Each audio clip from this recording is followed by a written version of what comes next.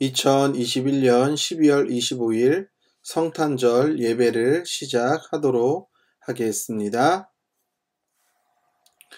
다 함께 찬송가 112장 찬송 부르도록 하겠습니다.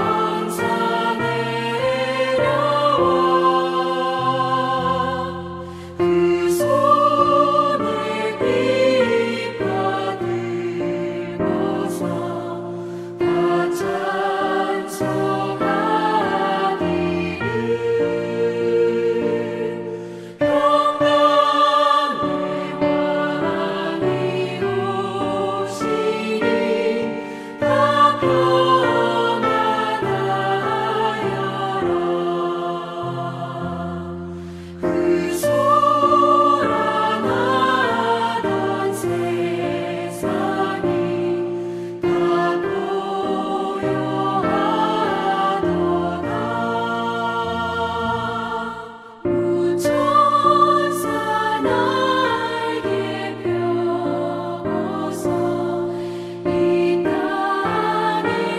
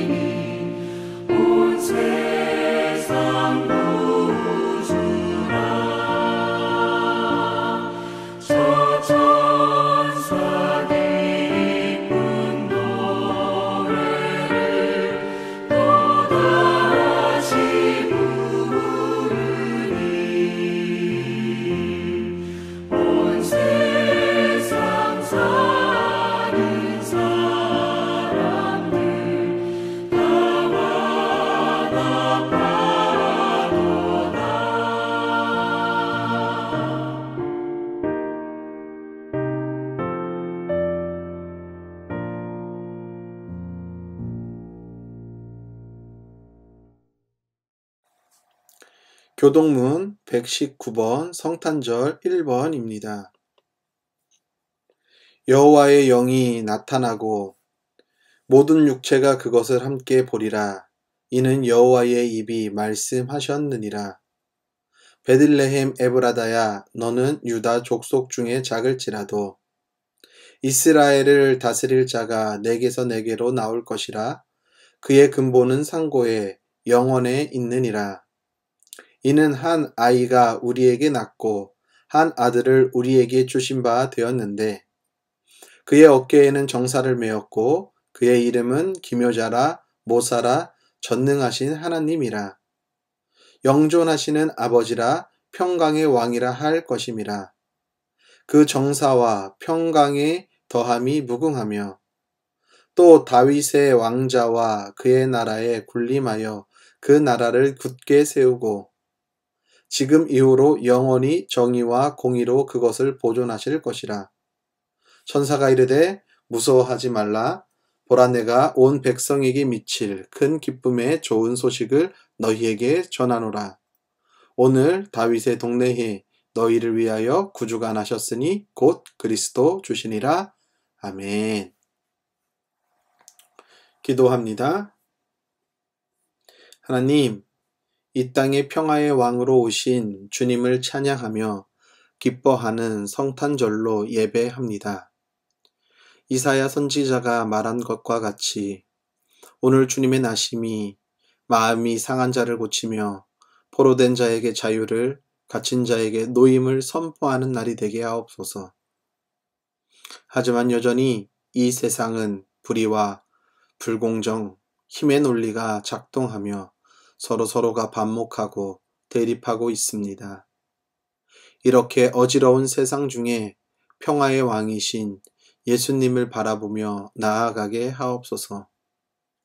그래서 오늘도 주님의 가르침에 따라 낮은 곳으로 우리의 시선을 집중하게 하시며 소외되고 고통받는 자들에게 다가가 주님의 사랑과 복음 그리고 평화를 전하는 복된 신앙인들이 되게 하옵소서. 오늘도 주님께 예배하는 우리들의 모습을 기뻐 받아주시며 우리의 삶에도 평화의 삶이 깊어지는 은총도 허락해 주옵소서. 우리 주 예수 그리스도의 이름으로 기도합니다. 아멘. 주말씀 소식 알려드리겠습니다. 주말씀 교회 영상을 시청하는 성도님들을 사랑하고 축복합니다. 오늘은 성탄절 예배로 드립니다.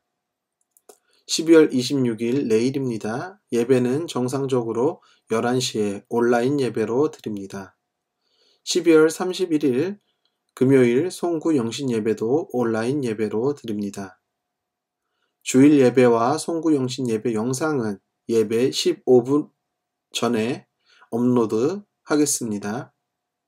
지역에 코로나 확진자들이 많이 발생하고 있습니다. 각별히 개인 위생에 신경 쓰시길 바랍니다. 주말씀교회 영상은 유튜브, 동탄 주말씀 TV를 통해 시청할 수 있습니다. 2021년 남은 날 잘 마무리하시고 2022년 새해에 더 건강한 모습으로 뵙겠습니다. 다 함께 찬송가 126장 찬송 부르도록 하겠습니다.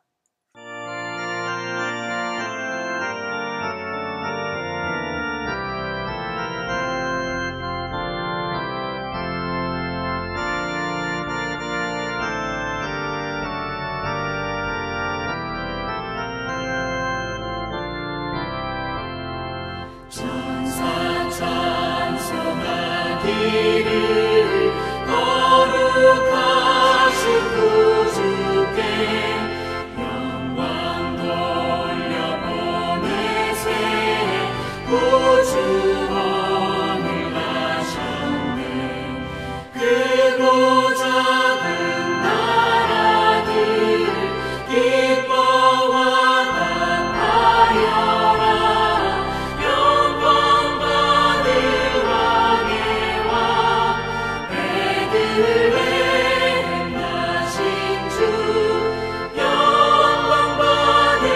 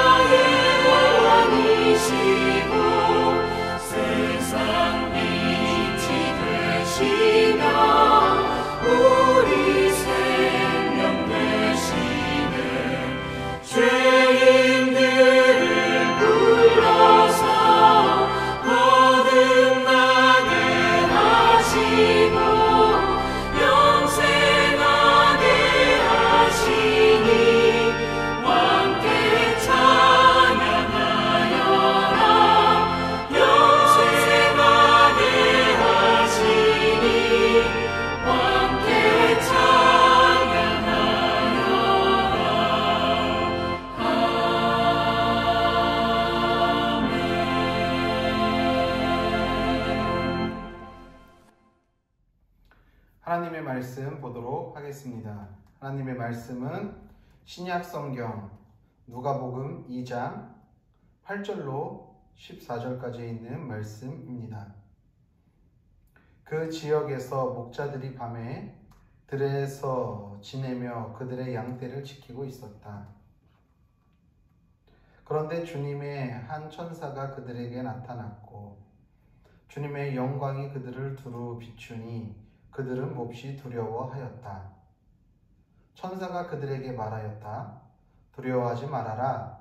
나는 온 백성에게 큰 기쁨이 될 소식을 너희에게 전하여 준다. 오늘 다윗의 동네에서 너희에게 구주가 나셨으니 그는 곧 그리스도 주님이시다. 너희는 한 갓난아이가 포대기에 쌓여 구유에 뉘어 있는 것을 볼 터인데 이것이 너희에게 주는 표징이다. 갑자기 그 천사와 더불어 많은 하늘 군대가 나타나서 하나님을 찬양하여 말하였다. 더 없이 높은 곳에서는 하나님께 영광이요 땅에서는 주님께서 좋아하시는 사람들에게 평화로다. 아멘.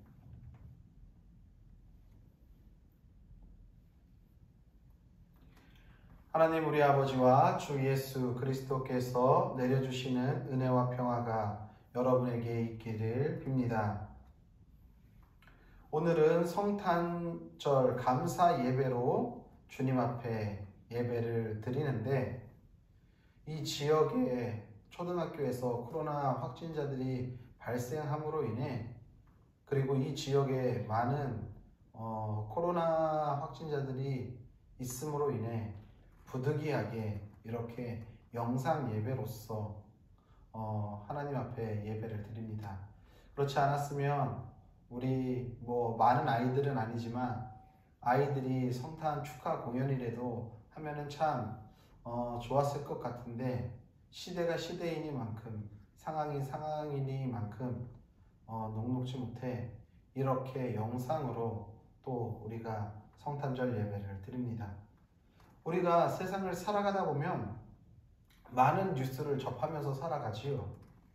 그 뉴스가 우리의 삶에 직접적인 연관이 되는 뉴스도 있을 것이고 우리의 삶과 직접적인 관련은 없지만 그 뉴스를 통해서 우리의 마음을 따뜻하게 하고 훈훈하게 하고 기쁨이 되는 또한 뉴스들도 있습니다.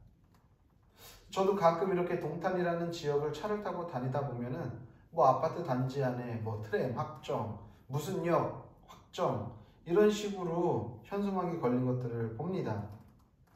아마도 그것은 그러한 교통수단이 내가 살고 있는 지역에 들어옴으로 인해서 지역이 좀 더 발전되고 그래서 내가 살고 있는 곳들이 좀 더 가치가 있어지기 때문에 현수막을 내걸고서 그것에 대해서 환영한다라고 그러한 현수막을 붙여놓는 것이겠죠.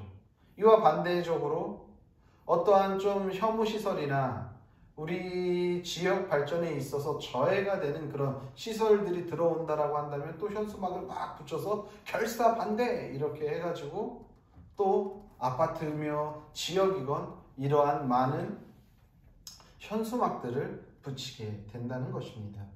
왜냐하면 이것이 우리가 살고 있는 지역의 가치를 평가하는 그래서 그런 뉴스들이 만약에 TV나 이런 것들을 통해서 보도되게 되면은 그 뉴스 하나에 우리의 마음이 일희일비한다는 것이지요.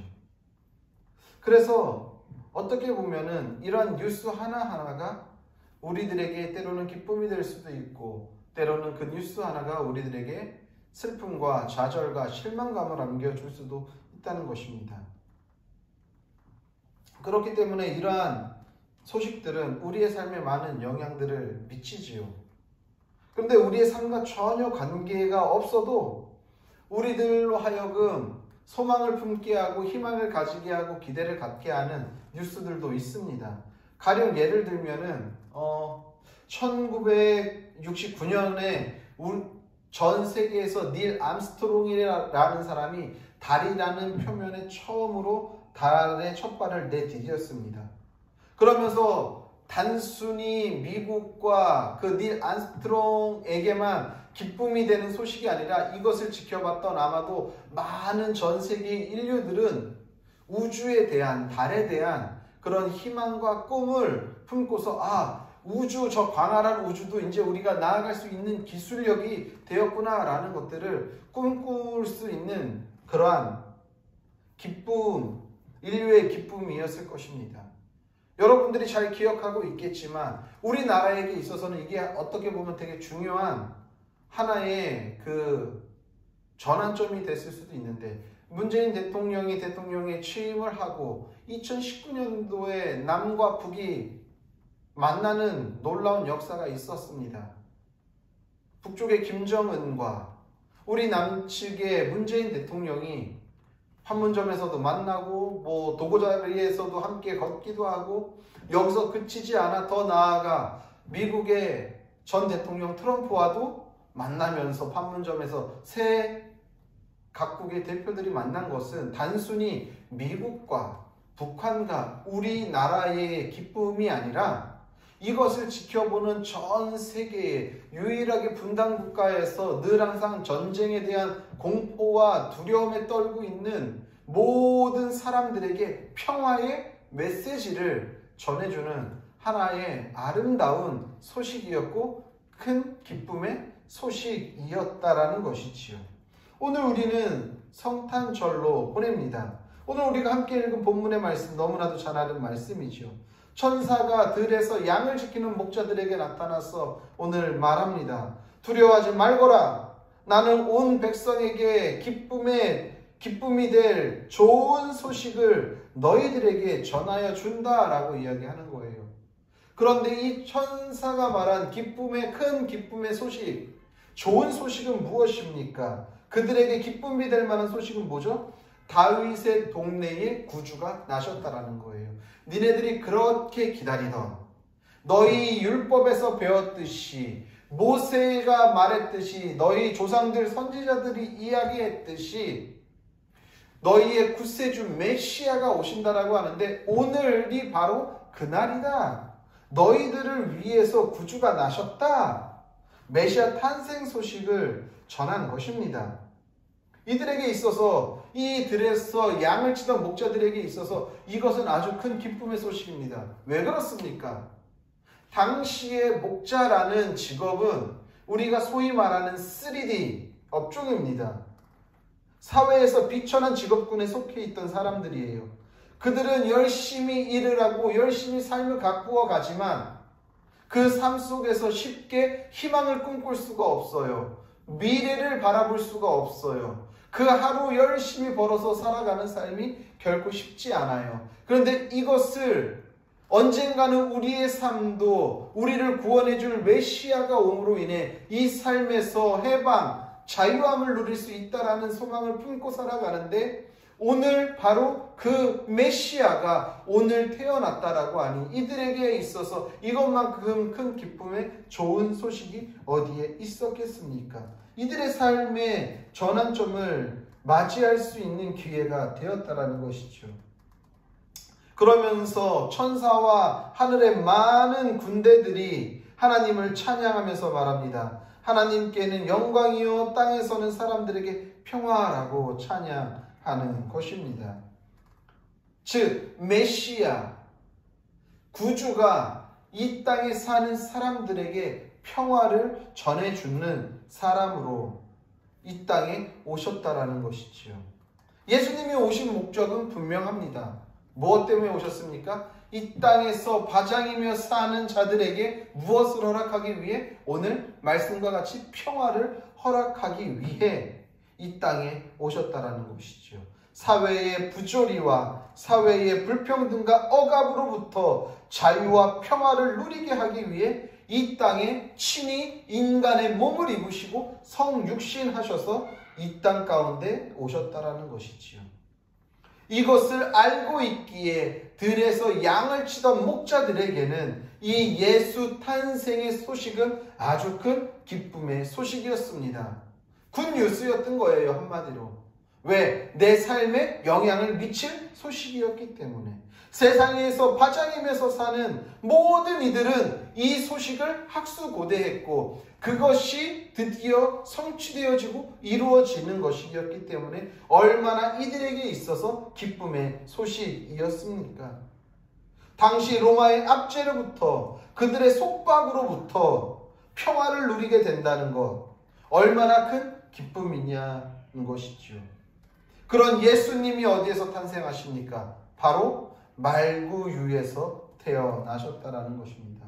우리는 여기서 하나 기억해야 합니다. 왜 하도 많은 자리 중에서 왜 말구유를 하나님은 선택하셨을까? 왜 굳이 말구유에서 나셨을까? 유다의 왕이라고 하는데, 이스라엘 민족을 구원할 왕인데, 왕이면은 좋은 곳에서 나셔야 하는데 왜 누울 자리가 없어서 많고 많은 자리 중에서 말구유였을까? 우리가 생각해 봐야 한다는 것입니다. 사람들은요, 타자라고 우리가 이야기하죠. 타자를 잘 공감할 수 있을 때가 어느 때입니까? 나와 비슷한 처지, 내가 저 사람이 겪고 있는 고통을 나도 겪었을 때 저 사람의 고통이 어떤지를 정확히 공감할 수 있는 거예요. 저 사람이 누리고 있는 저 기쁨을 나도 경험해 봤을 때 그 기쁨이 어떤 기쁨인지 알고 같이 함께 즐거워할 수 있는 것이죠. 나 자신과 타자의 삶에서 비슷한 경험이 있을 때에 그 타자에 대해서 더 깊이 공감하고 잘 이해할 수 있게 된다는 것입니다. 아무리 우리가 이 지식으로 많이 알고 있어도 삶으로 체득해서 내가 삶을 통해서 경험하고 얻은 것을 뛰어넘을 수 없다는 거예요. 내가 어려운 사람을 도와야 한다는 지식은 알고 있어서 그것을 돕는 것과 내가 정말 너무나도 어려운 삶을 살아가면서 이렇게 살아왔을 때에 저 사람이 얼마나 어려운지에 대해서 공감하는 차이 수준이 다르다라는 것이지요. 힘들고 어렵고 낮은 자의 삶의 자리에서 살아보면은 그들의 삶이 얼마나 어려운지를 이해할 수 있다라는 거예요. 그래서 그런 말이 있잖아요. 가부의 신정은 호라비가 안다라는 그런 말이 있습니다. 들어보셨을 거예요. 무슨 말입니까? 남편을 잃은 과부의 마음이나 아내를 잃은 호라비의 마음, 나에게 가장 소중한 사람을 잃은 마음을 서로 공감할 수 있다라는 것이지요. 내 남편이 있고 내 아내가 있는데 남편을 잃고 아내를 잃은 사람을 물론 공감할 수 있어요. 그들의 상황에서, 생각에서, 입장에서 이야기할 수 있겠지만 더 그들을 공감할 수 있는 것은 나도 같은 처지에 있는 사람은 그것을 더 잘 이해하고 공감한다라는 것입니다. 예수님의 자리가 말구유인 이유도 여기에 있습니다. 세상의 누구보다 가장 낮은 자리에서 시작한다라는 것을 의미하죠. 그렇다고 한다면은 세상의 누구보다도 말구유에서 태어나는 사람은 없었을 것 아니에요. 그러니까 가장 낮은 자리에 있는 사람의 삶을 가장 잘 공감하고 이해할 수 있는 분이 누구라는 거예요? 예수님이라는 것이지요. 많은 정치가들이 정치 공약을 내면서 그렇게 이야기하잖아요. 우리는 서민의 품으로 들어갑니다. 우리는 당신들의 삶의 고통과 문제와 어려움을 잘 알고 있습니다. 말하고 있지만 정말 그들이 그것을 100% 공감하냐는 것입니다. 태어날 때부터 금수저를 입에 물고 태어난 사람이 어떻게 서민의 삶을 공감하고 이해할 수 있겠냐는 것이죠. 마크 트웨인의 소설 왕자와 거지라는 소설이 있습니다. 이 소설을 보게 되면은요, 같은 날 같은 시간에 왕자 에드워드랑 거지 톰 켄티라는 사람이 태어납니다. 말 그대로 왕자는 왕궁에서 태어났지요. 그리고 톰이라는 사람은 술 주정뱅이, 거지 거름뱅이 아들로 태어나는 것입니다. 운명의 장난처럼 둘은 태어난 배경은 다르지만 생긴 것이 비슷했던 거예요. 그리고 우연한 기회에 둘이 우연한 장소에서 만나게 됩니다. 그러면서 서로 친해지고 그러다 보니까 재미로 왕자는 에드워드는 거지인 톰의 옷을 빌려 입고 거지인 톰은 왕자인 에드워드의 옷을 빌려 입고 서로의 역할을 바꾸는 것입니다. 그렇게 오랜 시간이 지나요. 그렇게 오랜 시간이 지나서 거지는 왕자의 행세를 하면서 왕궁에서 살아가고 왕자는 거지의 행세를 하면서 그렇게 힘들고 어려운 삶을 살아갑니다. 그러다가 왕이 죽고 나서 새롭게 왕위에 등극해야 하는데 이 왕자의 행세를 하고 있는 톰은 진짜 왕자가 아니잖아요. 그리고 거지 행세를 하고 있는 사람은 진짜 거지가 아니잖아요. 그래서 아버지가 죽고 왕위를 계승한다라는 이야기를 듣고서 이 거지의 역할을 하고 있던 에드워드가 그 왕위 즉위식에 찾아가지요. 그러면서 그 모습을 왕자의 거짓 역할을 하고 있던 톰이 보고 서로 나는 사실은 왕자가 아니었고 거지였습니다. 사실은 내가 왕자였습니다. 라고 해서 서로의 바뀌었던 역할을 원래의 모습으로 되돌립니다. 그러면서 에드워드라는 왕자는 왕위에 올라서 자신이 거지의 역할로서 그렇게 힘들고 어렵게 산 것을 기억하고 그것을 몸에 체득한 것을 벗삼아 힘들고 어려운 삶을 사람들을 위해 그들을 돕고 그들을 배려하고 그들을 공감하고 그들을 섬기는 정책으로 그 나라를 이끌었다라는 이야기가 마크 트웨인 소설 왕자와 거지라는 소설의 내용입니다. 물론 소설이지요. 근데 이 소설에서 시사하는 바는 하나죠. 무엇입니까? 그 자리에 가 보아야 그들의 삶을 알 수 있다라는 것이겠죠.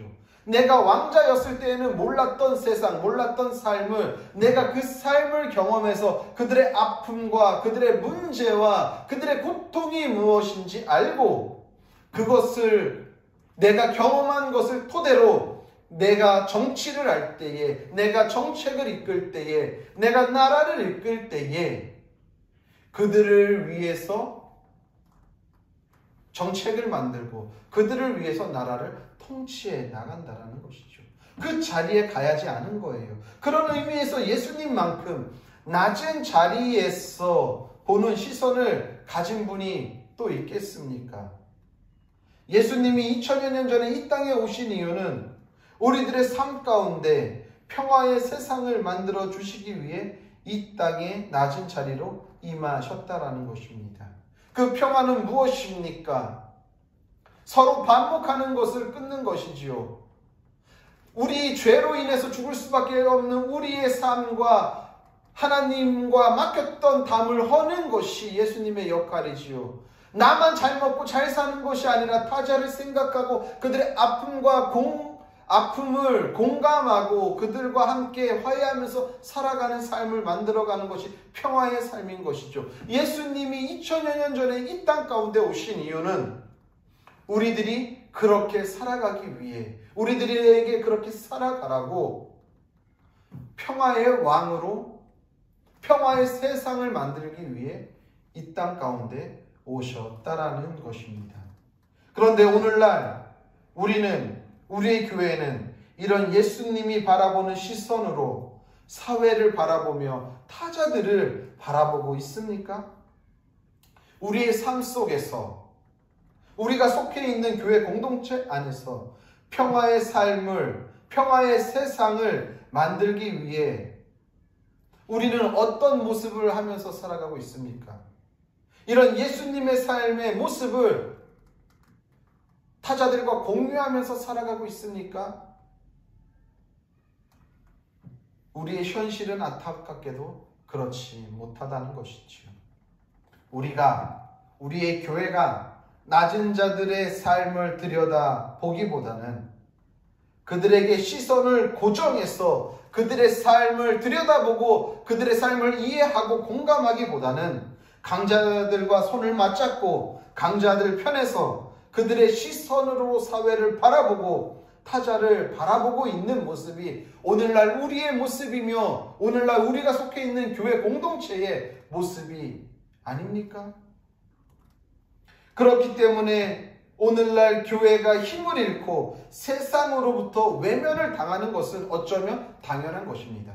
왜? 예수님이 이 땅에 평화를 선물해 주러 오셔서 그 평화의 세상을 만드셨는데 그것을 그래서 우리들도 그렇게 만들어 가야 하는데 평화의 세상을 만들어 가야 할 그리스도인은 평화의 세상을 만들어 가야 할 책임을 가지고 있는 교회들은 이 책임을 방기한 채 강자들과 손을 잡고 교회를 더욱 불리고자 하는 그러한 마음을 욕심을 가지고 살아가니 당연히 세상 사람들로부터 교회가 외면당하는 것은 어쩌면 당연한 일이겠지요. 왜 그럼 우리가 이렇게 세상으로부터 외면을 당할까요? 그 이유는 다른 것이 아닙니다. 오늘 예수님의 정신이 우리의 삶에 우리가 속해 있는 교회 공동체 안에서 사라졌기 때문인 거예요. 교회에 복음의 능력이 없어서입니까? 아니면은 교회에 유력한 지도자들이 없어서 그럴까요? 아니에요. 정말 우리가 붙잡아야 할 예수의 정신을 붙잡지 못하고 있기 때문에 우리가 속해 있는 교회 공동체와 우리가 사회로부터 외면을 받게 된다는 것입니다. 교회가 세상의 힘과 결탁하고 그 힘을 붙잡고 풍요를 지향하는 그 순간 교회의 힘은, 교회의 능력은, 예수의 정신은 사라지고 만다라는 것입니다. 예수의 정신은 오늘도 이 땅에 평화의 세상을 만들기 위해 이 낮고 낮은 곳에 임하시고 그 예수가 보는 그 시선으로 낮은 자들에게 그 동일한 시선을 돌려 예수님의 삶을 따라 살아갈 때에 온전히 예수의 정신이 우리의 삶에도 살아난다라는 것입니다. 그럴 때 이 땅에 평화로운 세상이 만들어진다라는 사실을 기억하시길 바랍니다. 그것이 성탄절을 보내는 우리의 삶의 무게이고 책임이며 예수님이 그 세상을 꿈꾸시고 만드시기 위해 이 땅 가운데 오셨다라는 것입니다. 성탄절은 이 땅에 평화가 선포된 날입니다. 모두가 동등하고 평등하며 함께 공존하는 세상이 예수님이 이 땅에 오신 이유이며 이것이 예수의 정신을 기억하며 지키며 살아가는 성도들의 삶이며 그것을 성탄절을 바르게 보내는 성도들의 삶의 모습이라는 것을 기억해야 할 것입니다. 사랑하는 성도님들, 예수님은 우리에게 평화의 세상을 만들어 주시기 위해 가장 낮은 곳으로 임하셨습니다. 이 평화의 세상을 만드는 삶이 결코 쉬운 삶이 아니시요. 우리도 우리의 삶 속에서 평화의 세상을 만들기 위해 많은 시련과 고난과 인내가 있어야 할 것입니다. 우리의 이러한 시선을 예수님이 바라보는 곳으로 시선을 낮추며 살다 보면 때로는 삶에 많은 제약이 생기겠죠. 어려움을 겪을 수도 있을 것입니다. 그런데 그럼에도 불구하고 그 삶이 평화의 세상을 만드는 삶이라면 이것이 예수님이 꿈꾸고 우리가 꿈꾸는 세상을 만드는 삶이라고 한다면 힘들고 어렵고 흔들리지만은 그래도 그 길을 걸어가야 한다라는 것입니다. 그것이 그리스도인이 가지고 있는 이 땅에서 우리가 갖고 살아가야 할 사명이기 때문입니다. 도종환 시인의 흔들리며 피는 꽃이라는 시가 있습니다. 이 시는 이렇습니다. 흔들리지 않고 피는 꽃이 어디 있으랴. 이 세상 그 어떤 아름다운 꽃들도 다 흔들리며 피었나니 흔들리면서 줄기를 곧게 세웠나니 흔들리지 않고 가는 사랑이 어디 있으랴. 젖지 않고 피는 꽃이 어디 있으랴. 이 세상 그 어떤 빛나는 꽃들도 다 젖으며 피었나니 바람과 비에 젖으며 꽃잎 따뜻하게 피었나니 젖지 않고 가는 삶이 어디 있으랴. 그렇습니다. 우리가 이 세상에서 평화를 전하는 평화의 사람으로, 평화의 세상을 만드는 사람으로 살다 보면은 어떻게 삶의 시련이 흔들리지 않는 삶이 어디에 있겠습니까? 어떻게 비에 젖지 않는 삶이 있겠습니까? 항상 어떻게 젖지 않고 흔들리지 않으면서 살아갈 수 있겠습니까? 아름다운 꽃을 핀 그 꽃도 이러한 흔들림과 이러한 젖음의 모든 시련과 고통을 인내하고 이겨냈을 때에 아름다운 꽃이 피어나듯이 우리의 삶도 평화의 세상을 만들기 위해 예수님의 시선으로 세상을 바라보고 예수님의 마음으로 세상을 바라보면서 살아갈 때 때로는 그 삶이 흔들리고 젖는 삶이라 할지라도 그것을 통해 아름다운 꽃을, 평화의 세상을 만들 수 있다라는 사실을 기억하시길 바랍니다. 오늘도 성탄절을 보내는 우리 주말씀교회 사랑하는 성도님들, 오늘도 비록 우리의 삶 가운데 이 평화의 세상을 만들기 위해 때로는 흔들리고 때로는 비에 바람에 흠뻑 젖지만 그럼에도 우리 주님을 붙잡고 주님이 걸어가셨던 그 낮은 자리에서 바라보셨던, 그래서 평화의 세상을 만드셨던 그 모습을 닮아 오늘도 우리의 삶에서 평화의 세상을 만들며 아름다운 삶의 자리에서 꽃을 피어내는 우리 성도님들의 삶이 되시기를 예수님의 이름으로 간절히 축복합니다. 기도하겠습니다.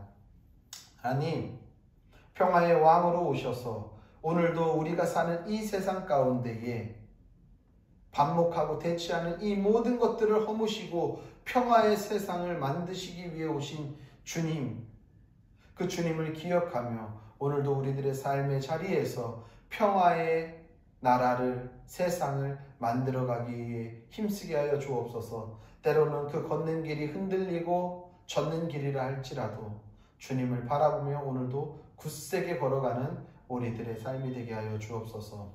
이제는 우리를 위하여서 십자가에 달려 죽으신 예수 그리스도의 은혜와 그의 아들을 십자가에 아낌없이 내어주신 하나님 아버지의 무한하신 사랑과 성령의 교통하심과 위로하심과 역사하심과 충만하심이 성탄을 맞이하여 오늘도 평화의 세상을 만들어가기로 결단하는 성도들 머리 위에와 그들의 가정과 섬기는 교회와 나라 민족과 더 나아가 세계 열방 가운데에 이제로부터 영원히 함께 계시기를 간절히 축원하옵나이다. 아멘.